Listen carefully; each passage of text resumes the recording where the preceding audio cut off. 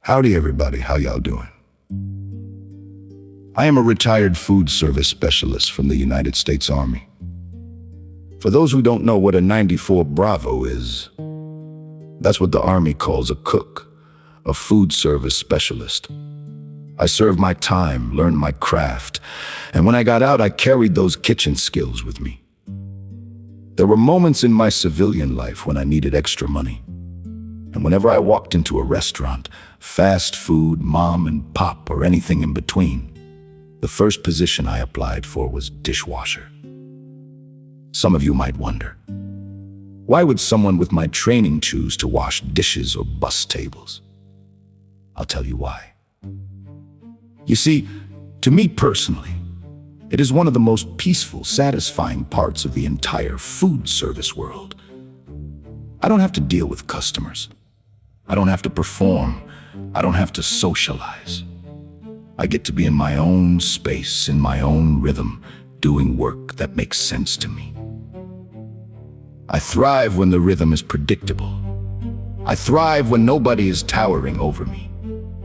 I thrive when I can focus, organize, and move at a steady pace. Let me tell you, those positions are valuable. So valuable that many places hired me on the spot. No references, no waiting, no questions, just, can you start tonight? Can you start tomorrow? And I loved it. The only time it ever became stressful was when I had a boss who hovered over me, rushing me, telling me to just rinse it, or don't worry about the crumbs. But I'm a perfectionist. I believe in clean dishes, sanitized tables, and doing the job right, not fast. As long as I wasn't being rushed, I enjoyed every moment of it. And that's why I'm doing this tribute. Because too many people look down on busboys and dishwashers. Too many people act like certain jobs don't deserve respect. But I disagree. Nature has a balance, an ecosystem, and every creature, every fungus, every tiny thing plays a role. Restaurants are the same way. Every job matters, every person matters, and busboys and dishwashers are the backbone of the entire operation. So when I say busboys, understand this includes busgirls too. Just like mailman includes mail ladies. It's everyday language, not exclusion. This tribute is for all of them. All of us. All who have ever worked in the back, kept the rhythm, and kept the restaurant alive. In the back of the house, away from the noise and the spotlight, there is a station most people never think about. The dish pit. It's hot back there. Steam rising, water running, racks sliding. The constant hum of plates returning from the front. You stand in a space that never truly rests. Dishes come in waves, breakfast rush, lunch rush, dinner rush, and you meet every wave with steady hands. You lift heavy stacks, sort the chaos, scrape what needs scraping, soak what needs soaking, organize what everyone else tossed in without thinking. You deal with burns from pans that should have been announced, cuts from knives that should have been separated, and chemicals that splash when someone drops silverware too fast, but you keep moving. Not because anyone is cheering for you, not because anyone is watching, but because if you stop, the entire restaurant stops with you. You are the unseen foundation. The one who keeps the plates clean, the cups safe, the silverware ready, the kitchen functioning. Your work is essential. Your work is skilled. Your work is respected by those who understand what it takes to keep a place running from the shadows. Section needs resetting. Tables open. Clear it. We need a full wipe down. Pre-bus the table.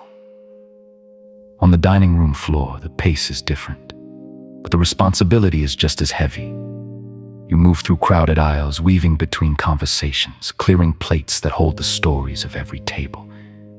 Celebrations, arguments, first dates, last meals, all of it passing through your hands without anyone noticing. You carry stacks that strain your wrists, glasses balanced carefully so nothing slips, trays loaded with the aftermath of someone else's moment. You wipe down surfaces that people barely glance at, But you know what happens if you don't. Crumbs become bacteria, spills become hazards, and the smallest oversight becomes tomorrow's complaint. You reset each table with precision because order creates calm, and a clean space is a silent promise that the next guest will be treated with care. You are the transition between one experience and the next, the person who restores the room so the restaurant can breathe again. Your work shapes the environment more than most will ever realize. Water refills on 4. Drop fresh silverware. Reset for the next party. We need menus on this table. There is a mental side to this work that most people never consider. The constant motion, the non-stop demands, the pressure of knowing that if you fall behind, someone else's shift becomes harder. You learn how to pace yourself, how to breathe through the rush, how to stay calm when the volume spikes, and every station in the building sends their aftermath your way. You develop a kind of endurance that doesn't come from a gym or a training program.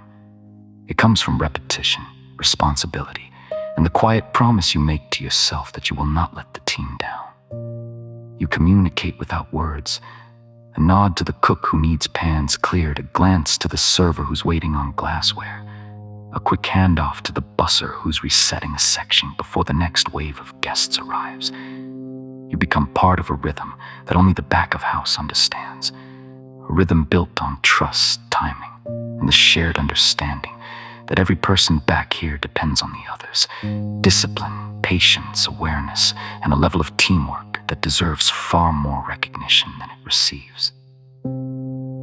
There is a kind of pride that grows quietly in this line of work, not the loud kind that demands recognition, but the steady kind that comes from knowing you contribute to something larger than yourself. You learn discipline in the repetition, patience in the rush, and humility in the task that others overlook. You discover that responsibility is not measured by how visible a job is, but by how deeply the place depends on you when the pressure rises. You carry yourself differently over time, not because anyone applauded, but because you've seen what happens when you give your best effort even when no one is watching.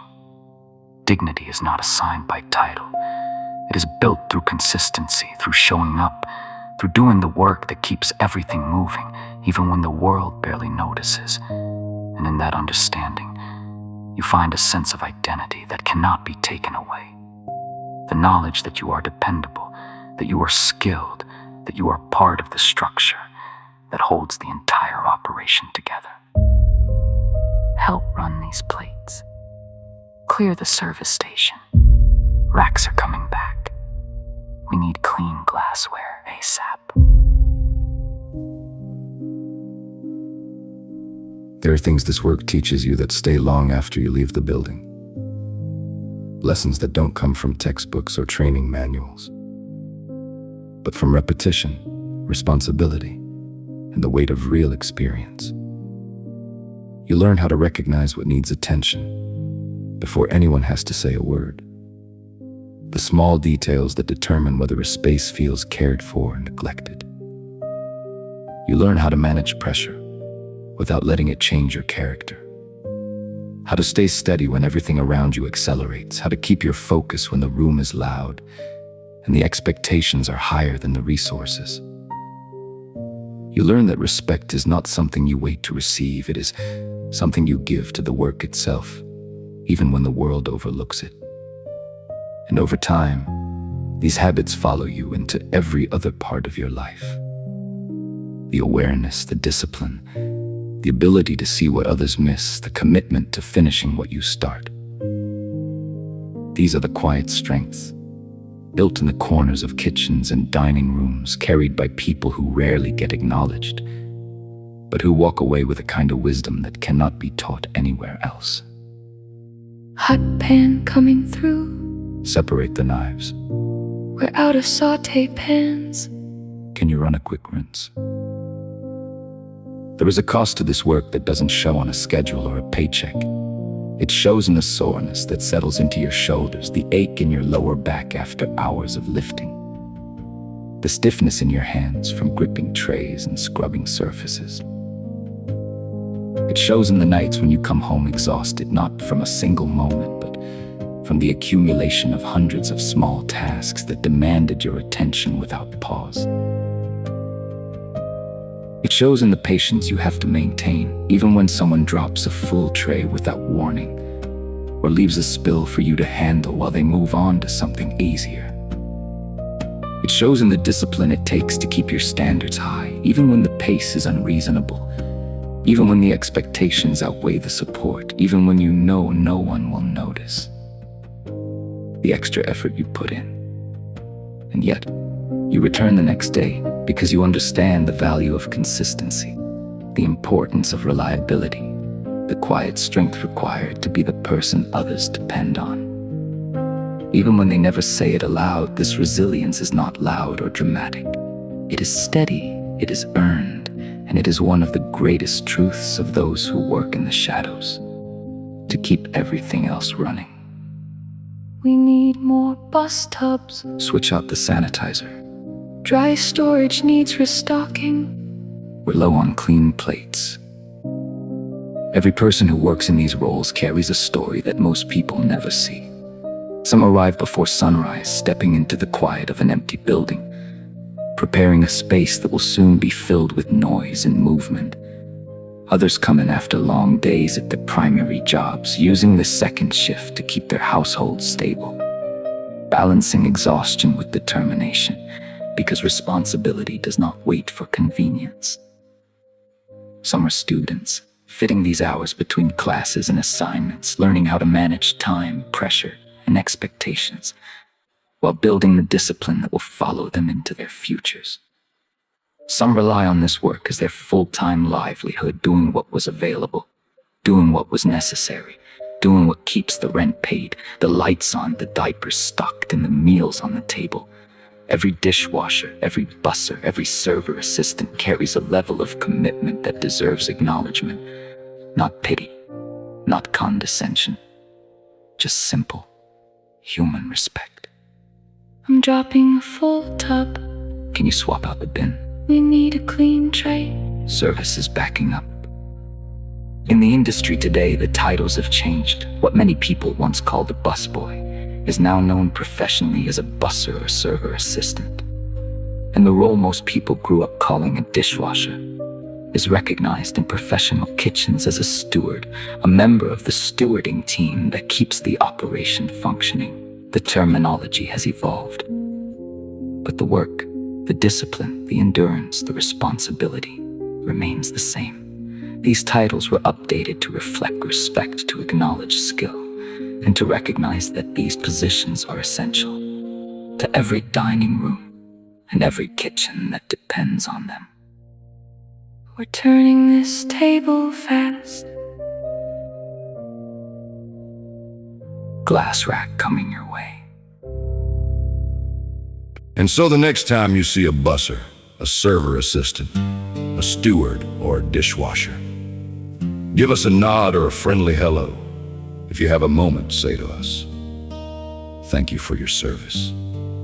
Means more than you realize behind every cleared table, every clean plate, every safe dining room. There's a person doing their best to keep life moving for themselves and for everyone who walks through those doors.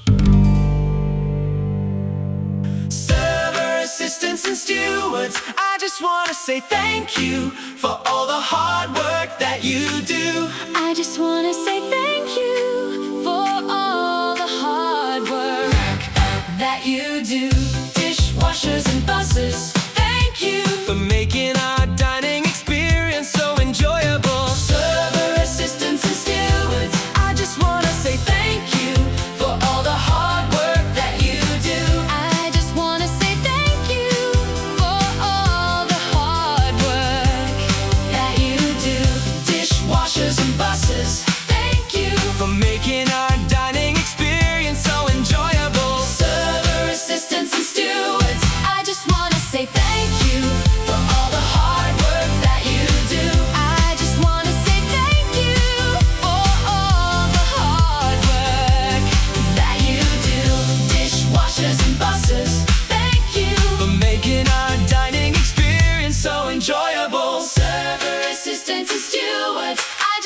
say thank you for